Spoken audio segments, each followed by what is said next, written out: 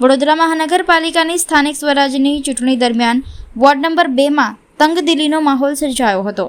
કોંગ્રેસના ઉમેદવાર ભૂમિબેન પ્રજાપતિ પોતાનું ઉમેદવારી ફોર્મ પરત ખેંચવા માટે કચેરીએ પહોંચતા જ હોબાળો મચી ગયો હતો.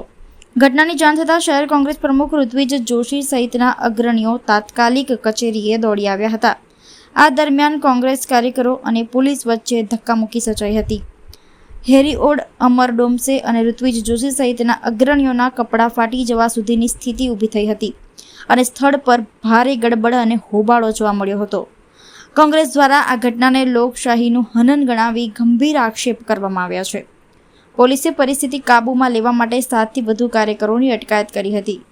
ઘટનાના પગલે ઉચ્ચ પોલીસ અધિકારીઓ પણ સ્થળ પર દોડી આવ્યા હતા. હોબાળાના કારણે કચેરીની લિફ્ટ પણ બંધ થઈ જતાં કેટલાક લોકો અંદર અટવાઈ ગયા હતા, જેનાથી વધુ ગભરાટ ફેલાયો હતો. કોંગ્રેસે આ મામલે સામ દામ દંડ ભેદની નીતિ અપનાવવામાં આવી હોવાના આક્ષેપો પણ કર્યા છે. ભાજપના કોર્પોરેટર અંદર બેઠા છે, મહાવીર રાજપુરોહિત અને બીજા કોર્પોરેટર અંદર બેઠા છે. કોંગ્રેસની ઉમેદવારનું ફોર્મ પાછું ખેંચાયું છે. ભાજપના રીતે ચૂંટણી જીતવાની છે અને પોલીસ અને ચૂંટણી પંચ ભાજપનો હાથો બનીને કામ કરી રહ્યું છે. મારી સાથે શું વ્યવહાર થયો?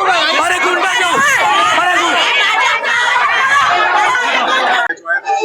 વડોદરા શહેરમાં સ્થાનિક સ્વરાજની ચૂંટણી ચાલે છે ત્યારે ભાજપની સામે કોંગ્રેસને લડવા માટે ઘણા બધા ઉમેદવારો ઊભા કર્યા છે, પણ આજ વખતે ભાજપને ખબર પડી ગઈ છે કે એમને આ પ્રજા વડોદરા શહેરની જનતા જાકર આપવાની છે. એટલે એન કેન પ્રકારે અમારા કોંગ્રેસના ઉમેદવારોનું ફોર્મ પરત ખેંચવા માટે બધાને દબાણ આપી રહ્યા છે.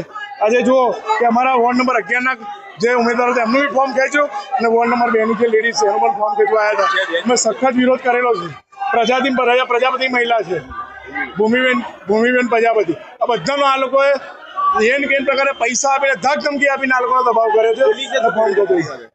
પોલીસે સતત ભાજપનો સાથ આપ્યો છે.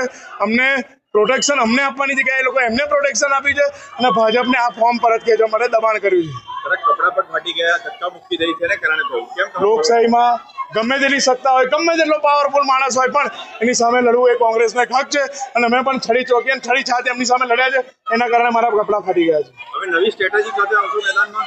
બસ હવે જનતાને જાગવાની જરૂર છે. બધું જોઈ જ રહ્યા છે કે આ લોકો લોકશાહીનું મૃત્યુ કરવા માટે લોકોને અપક્ષ ઊભી એમનો ફોર્મ ખેંચાઈ રહ્યા છે. તો એ હાથ જોડી વડોદરા શહેરની જનતાને વિનંતી છે કે જાગો, નહીં તો એક દિવસ એવો આવશે કે ભાજપની સામે ઉભા રહેવા માટે કોઈ નહીં મળે તમને.